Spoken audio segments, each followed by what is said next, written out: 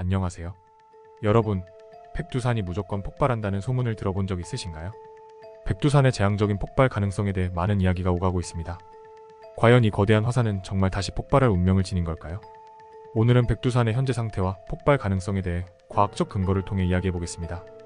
백두산은 사실 북한과 중국의 경계에 위치한 거대한 성층 화산입니다.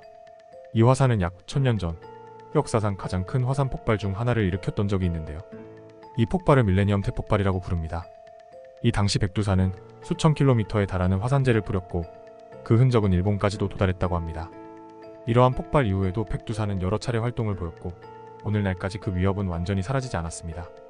그렇다면 백두산이 무조건 폭발할 것이라는 주장은 어디서 비롯된 것일까요? 우선 백두산은 현재도 활화산 상태입니다. 활화산이란 언제든 폭발할 가능성이 있는 화산을 의미합니다. 최근 몇 년간 백두산 주변에서는 지진 활동과 지하의 마그마가 움직이는 징후가 감지되고 있습니다.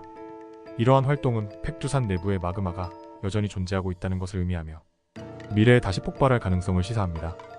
하지만 무조건 폭발한다고 단정짓기는 어렵습니다. 화산 폭발은 매우 복잡한 과정을 거치며 발생하기 때문에 정확한 시기를 예측하는 것은 불가능에 가깝습니다. 다만 과학자들은 백두산의 지진파, 지표의 팽창, 가스 방출 등을 지속적으로 관찰하면서 위험 신호를 감지하고자 노력하고 있습니다. 이러한 관측을 통해 화산의 상태를 파악하고 폭발 위험을 사전에 예측할 수 있는 가능성을 높이고 있는 것이죠. 백두산의 경우 최근 몇 년간 증가한 지진 활동과 지표의 미세한 변화는 분명히 주목할 만한 요소입니다. 지하 마그마의 이동이 활발해지면 지표가 팽창하거나 작은 지진이 빈번해지는 현상이 나타나는데 이는 백두산이 언젠가 다시 깨어날 가능성을 시사합니다.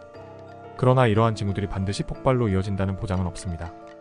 화산 내부의 마그마가 안정화될 수도 있고 폭발 없이 활동이 잦아들 수도 있기 때문입니다. 그렇다면 백두산이 폭발한다면 어떤 일이 벌어질까요? 가장 큰 우려는 화산재입니다.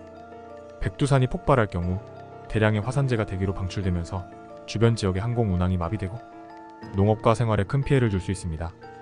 또한 화산재가 호흡기 질환을 유발할 수 있어 인근 지역 주민들에게도 심각한 영향을 미칠 수 있습니다.